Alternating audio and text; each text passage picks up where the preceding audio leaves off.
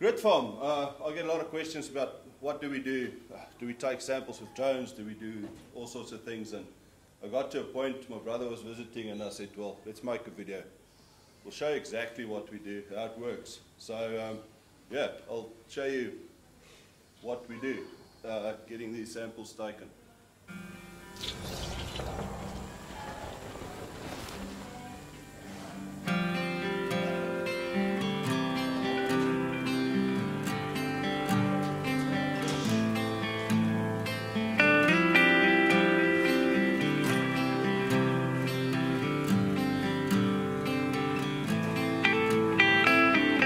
Done about just over 5,500 hectares in the last 18 months of sampling.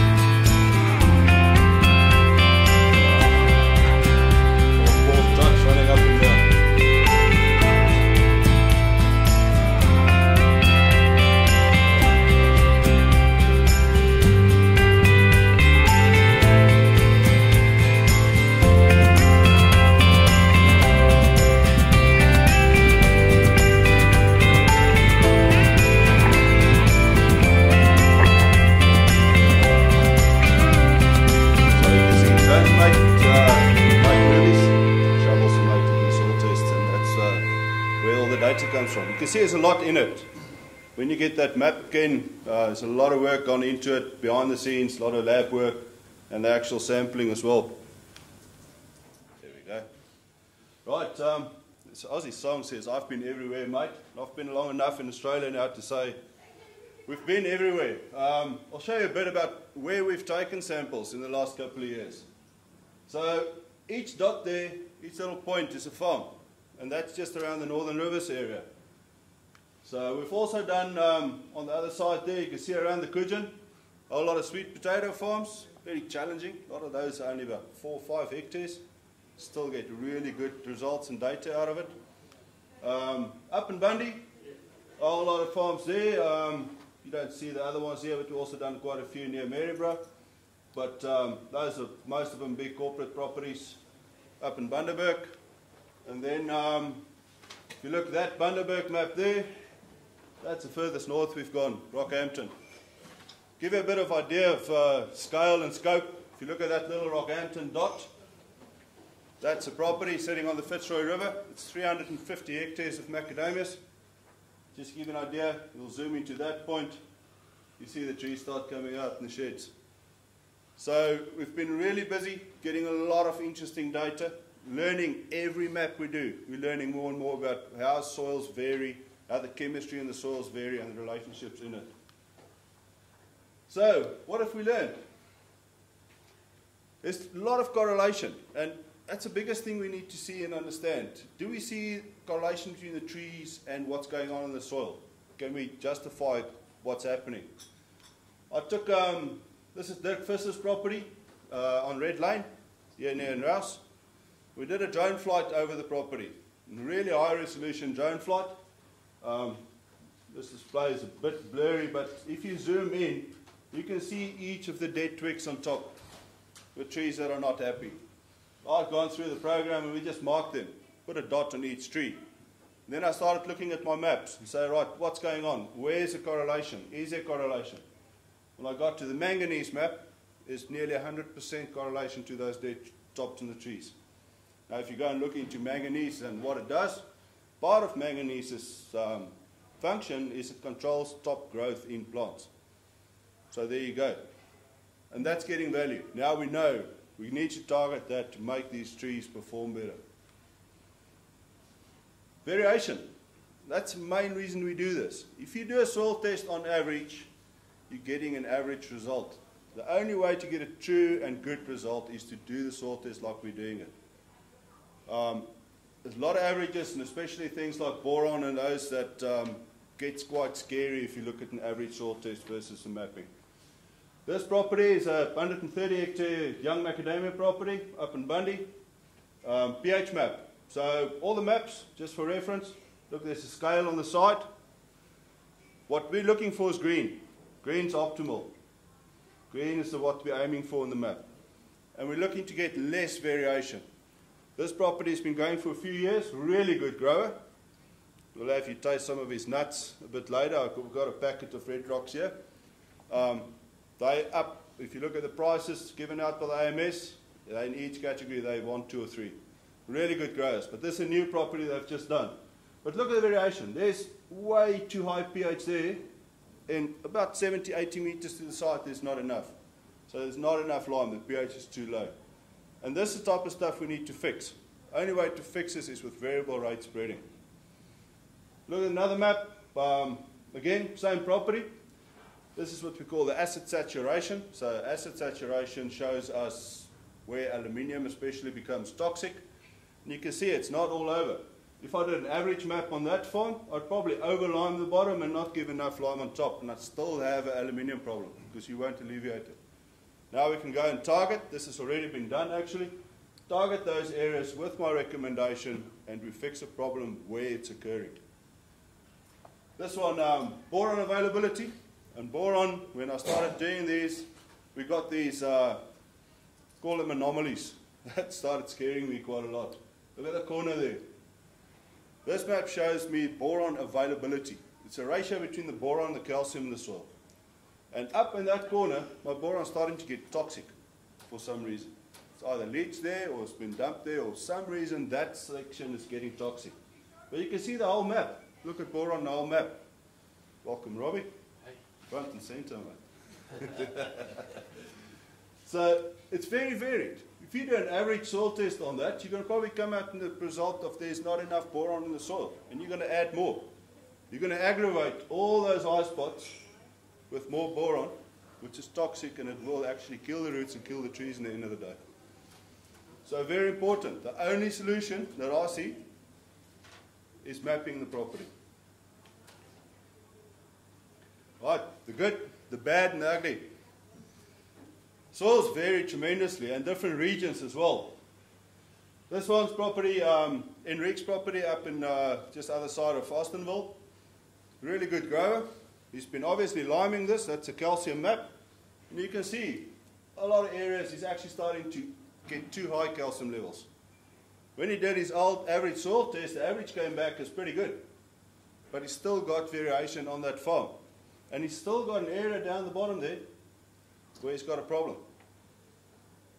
Only fix is that mapping. The ugly. Welcome, Robbie. Everyone knows about Robbie's challenges. Look at the difference in there. Same calcium percentage map. This one's red soils, that one's down in the flats.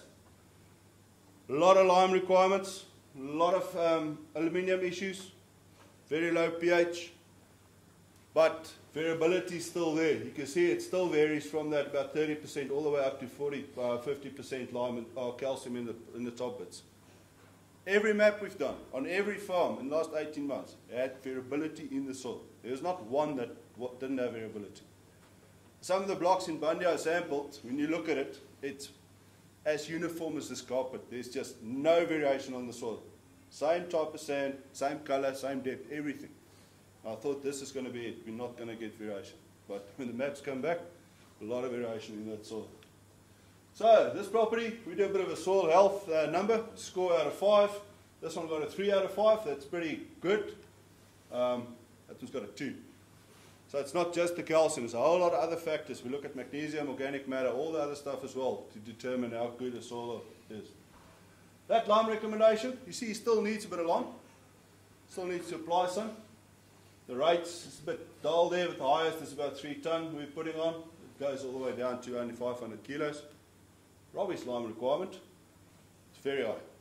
So a lot of those really low spots, each of these recommendations are calculated recommendations. So we know exactly how much lime we need to change that soil to where we need it. But you see, a lot of higher applications goes up all the way to 8-9 ton a hectare requirement to fix that soil up. But it's fixable. It's not the end of the world, Robbie. We'll get there. Right, so some of the other problems we see. That is one of the dairy properties, and also Paul's property that's doing the variable rate spreading for us in the area. Boron map. And that's a typical one I see in a lot of cases. Look at this, no boron on nearly the whole farm except that area where it's just about toxic. Any average testing is going to put you in trouble. This one, if you don't recognize it, that's a new development House Steps has been doing just on the site where you come into from town. This farm's had cows on forever. Had nothing done to the soil. We do the mapping on it, and lo and behold, we had high boron spots in that soil. There's a lot of other variation as well. All that recommendations all been applied already. So, small properties. Normally, on most properties, we do a half hectare grid. So there's 2 samples on every hectare taken. These small ones, that's a sweet potato spot. It's only 4.7 hectare farm. We do a quarter hectare grid. So we do 4 soil samples on every hectare. When I gave the results back to Sam, he said, listen, at that corner, where we've got that boron toxicity, they've got all sorts of disease on the sweet spots. They're getting black, they're getting scurf and everything else happening there. The rest of the block, nothing. So you can see how the soils relate to the actual health of the plants and your performance in them.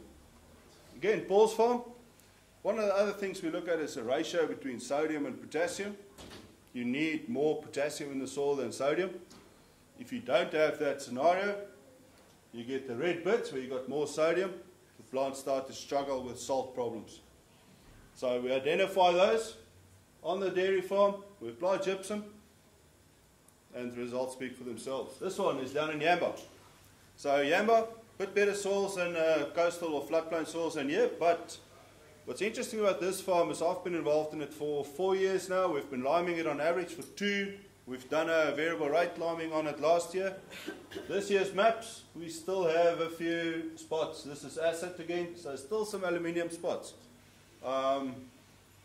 Phil was actually out there from McGregor's phoned me and said, well, they go down and then there's a spot of trees that don't want to perform. We got the maps back and bang on those spots we had the problems. So I think they have already spread that one as well this season. Phosphate. This farm's up in Bundy. It's got a long history of manures and applications. And it's a very typical one I see. So any of your consultants out here, guys, please get your farmers to test. A lot of them are putting too much manure on, which in essence they've got too much phosphate for us as trees and our macadamias. And once you get to these scenarios where the phosphate gets this high, we start suppressing things like zinc and other elements in the uptake, which is causing disease to come in more and all other problems. So it's a very simple solution. Don't cut the compost side of it. Organic matter we still need, but be aware of the phosphate levels in orchards. I see it everywhere, every day. Right, so the change. And it's a good thing we've got Ken here today. So this property is Ken Leslie's property, Rifle Range Road, just other side of Austinville. That's year one, calcium map on the farm. A lot of variation. You see from there, pretty good, all the way, each little block there is 10 meters. So within 40, 50 meters, it goes from terrible, no calcium in the soil, to quite good. There's two blue spots on these maps that Ken and I are still talking about. I don't know if that one was a lime dump, that they put lime down there and we picked it up on the mapping. But you can obviously see that little spot's got too much calcium in. So the recommendation that Paul's applied there, we range the whole range of nutrients. So you see in the low spots we add more calcium. Where there's not a lot of need, it goes less and less as it goes to the white. And that little blue spot area gets nothing because it doesn't need any extra calcium. What happened to Ken's farm? The blue spot moved. I think that year they dumped the lime there, or there's something, or a pile of compost, or we were talking about it. But something washed calcium into that little area. That's a high ridge where the cattle stays. You can see with our liming that we've done variable rate. You see how little variation there is in this map now. And that's what we're working towards. I don't want maps that look like leopard skins. Trees don't grow well in them. But as soon as we can get to this scenario, where this block's nearly even, all the trees perform better, so the fertilizer is applying over the whole block, performs the same everywhere. This one still had a little lime recommendation. He had about 20% less lime this year than he did last year. So you can see he's improving. The variation is getting less and less, but I don't think you'll ever arrive in these type of scenarios. You never have a perfect soil and now you can sit back and relax. You'll still keep testing.